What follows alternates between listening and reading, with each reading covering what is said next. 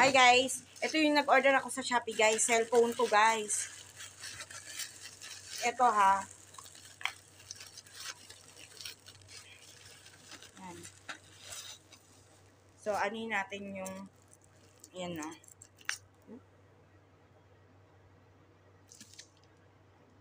Ano ba to? Dito pa lang parang iba na. Kasi ano to guys, Infinix daw. Excited na rin ako ba? Kasi, ano to, 1899 guys. Pero kapag hindi pa to umano, hindi na ako order ever. Kasi may mga reviews din na okay. Okay siya.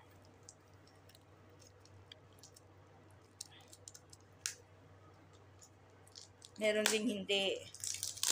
So, titingnan natin kung totoo to. Kung legit. Ayan. Kinakabahan ako.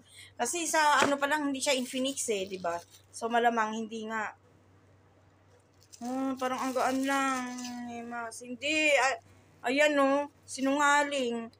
Hindi nga. Ganyan lang. Ganyan. Ang in-order ko guys, Infinix. Wala pa siyang ano. Tingnan natin kung magagamit niyo.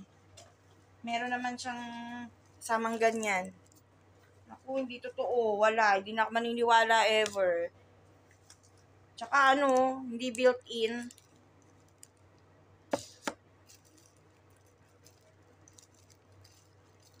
Nakaka-disappoint.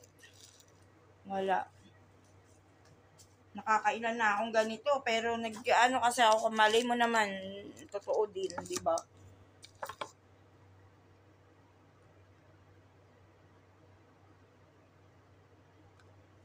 Sinabi ko pa doon, sabi ko ano, dapat legit para makaulit, 'di ba? Hindi.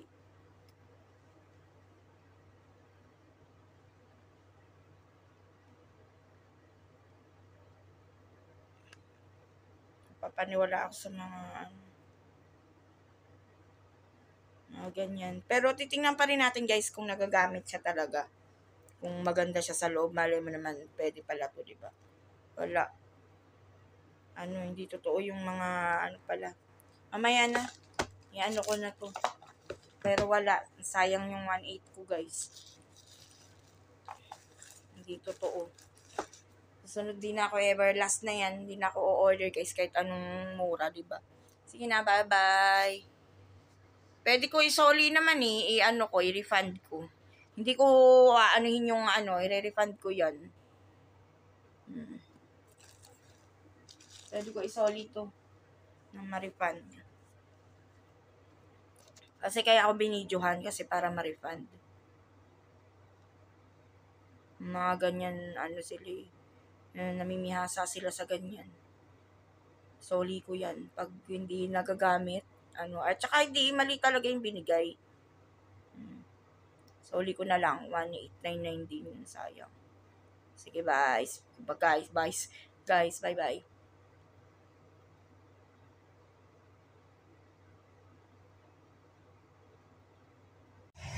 Ano yan? Ano guys, tapos na yung exam nila. Yun.